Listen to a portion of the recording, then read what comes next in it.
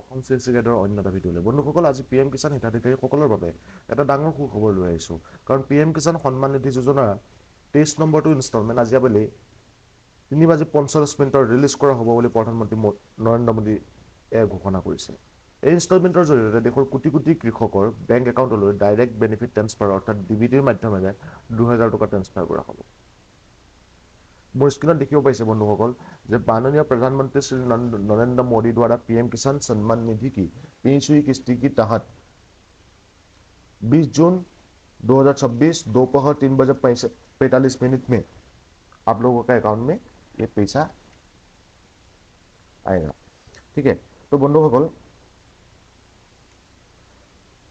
যিসকল PM কিষাণ হিতাধিকাৰীৰ বেংকৰ লগত NPCI বা DBT লিংক আছে সেইসকল হিতাধিকাৰীৰ আজি PM কিষাণৰ পইচাটো 3:45 সোমাই যাব।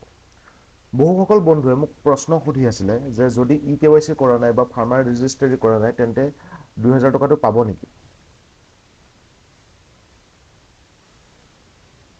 বন্ধুসকল ভিডিঅ'টো শেষলৈকে চাই থাকিব, সকলো তথ্য স্পষ্ট কৰি ক'ম।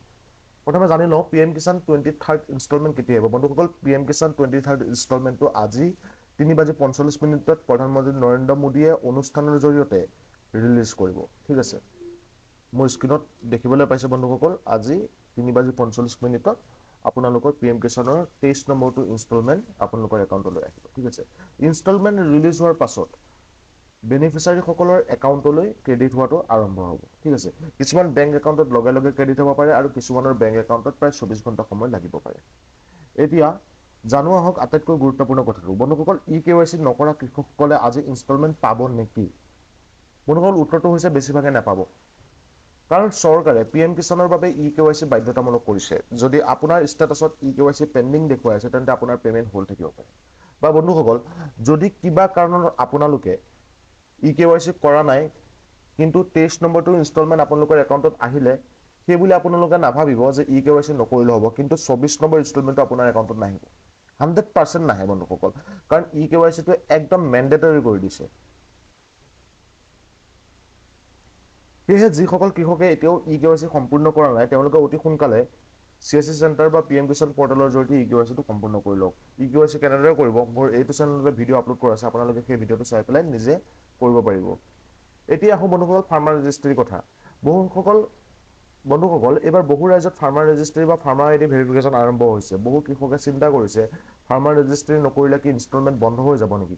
বন্ধুসকল এতিয়ালৈকে সকলো বেনিফিচিয়াৰীৰ বাবে ফাৰ্মাৰ ৰেজিষ্ট্ৰি সম্পূৰ্ণৰূপে বাধ্যতামূলক বুলি স্পষ্ট নিৰ্দেশনা নাই।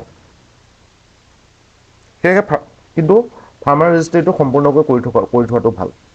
ঠিক আছে, তো বন্ধুসকল এতিয়া আমি জানো আহক কেনেদৰে আপোনালোকৰ ষ্টেটাছটো চেক কৰি ল'ব যে যদি আপোনালোকৰ EKYC হৈ গৈছে বা আপোনালোকৰ পেমেণ্ট অহা নাই বা আপোনালোকৰ PM কিষাণটো কোনটো ষ্টেজত আছে, কেনেকৈ আপোনালোকে EKYC চেক কৰিব বন্ধুসকল সেইটো মই দেখাই দিছোঁ। তো EKYC চেক কৰিব বন্ধুসকল পোনপ্ৰথমে PM কিষাণ সন্মান নিধিৰ যিটো আমাৰ অফিচিয়েল ৱেবছাইট হয় সেই ৱেবছাইটটো আপোনালোকৰ মোবাইল বা কম্পিউটাৰ যিকোনো এটা ব্ৰাউজাৰত খুলি লওক। ঠিক আছে, খুলি লোৱাৰ লগে লগে ইয়াতে এটা অপশ্যন পাব চাওক ন' ইয়ৰ ষ্টেটাছ বুলি। ঠিক আছে, এটা ন' ইয়ৰ ষ্টেটাছত ক্লিক কৰি দিয়াৰ লগে লগে ইয়াতে চাওক আপোনালোকৰ এণ্টাৰ ৰেজিষ্ট্ৰেশ্যন নাম্বাৰ আৰু কেপচা কোড ফিল আপ কৰি গেট OTP দেখুৱাই আছে। ঠিক আছে, তো আপোনালোকৰ ইয়াতে যিটো ৰেজিষ্ট্ৰেশ্যন নাম্বাৰ হয় সেই ৰেজিষ্ট্ৰেশ্যন নাম্বাৰটো এণ্টাৰ কৰি দিব। ইয়াতে কেপচাটো ফিল আপ কৰি গেট OTP কৰি দিলে আপোনালোকৰ ইয়াতে শ্ব' কৰি দিব আপোনাৰ PM কিষাণটো কোনটো ষ্টেজত আছে। ঠিক আছে, যদি আপোনালোকৰ ৰেজিষ্ট্ৰেশ্যন নাম্বাৰটো নাজানে তেনেহ'লে এইটো চাওক ৰাইট হেণ্ড চাইডৰ ওপৰত এটা অপশ্যন আছে ন' ইয়ৰ ৰেজিষ্ট্ৰেশ্যন নাম্বাৰ। তো ন' ইয়ৰ ৰেজিষ্ট্ৰেশ্যন নাম্বাৰ ক্লিক কৰি দিয়াৰ লগে লগে ইয়াতে আহিব আপুনি আধাৰ নাম্বাৰটো চিলেক্ট কৰি ৰাখিব। ঠিক আছে, আধাৰ নাম্বাৰটো চিলেক্ট কৰিব আৰু ইয়াতে আধাৰ নাম্বাৰ আৰু ইয়াতে কেপচাটো এণ্টাৰ কৰি গেট OTP কৰি দিলে আপোনালোকৰ ৰেজিষ্ট্ৰেশ্যন নাম্বাৰটো শ্ব' কৰিব। ঠিক আছে, ৰেজিষ্ট্ৰেশ্যন নাম্বাৰটো শ্ব' কৰাৰ লগে লগে ৰেজিষ্ট্ৰেশ্যন নাম্বাৰটো নোট কৰি ৰাখিব আৰু বেক আহি পুনৰ আপোনালোকে এইটোত যাব ন' ইয়ৰ ষ্টেটাছত যাব আৰু ইয়াতে গৈ আপোনালোকৰ ষ্টেটাছটো চেক কৰিব পাৰিব। ঠিক আছে,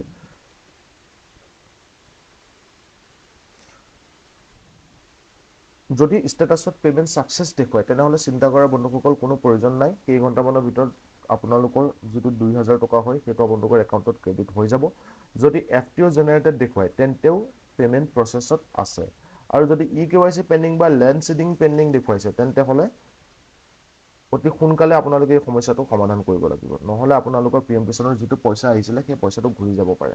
ঠিক আছে বন্ধুসকল, আজি আবেলি ইনষ্টলমেণ্ট ৰিলিজ হোৱাৰ পাছত মই ষ্টেটাছ চেক, পে'মেণ্ট চেক আৰু নিউ আপডেট লৈ অন্য এটা ভিডিঅ' লৈ আহিম। সেই চেনেলটো ছাবস্ক্ৰাইব কৰি বেল আইকনটো অন কৰি ৰাখিব। ভিডিঅ'টো ভাল লাগিলে লাইক আৰু শ্বেয়াৰ কৰি দিব। কমেণ্ট কৰি জনাব আপোনাৰ একাউণ্টলৈ 2000 টকা ক্ৰেডিট হ'ল নে নাই। ধন্যবাদ। জয় আই অসম।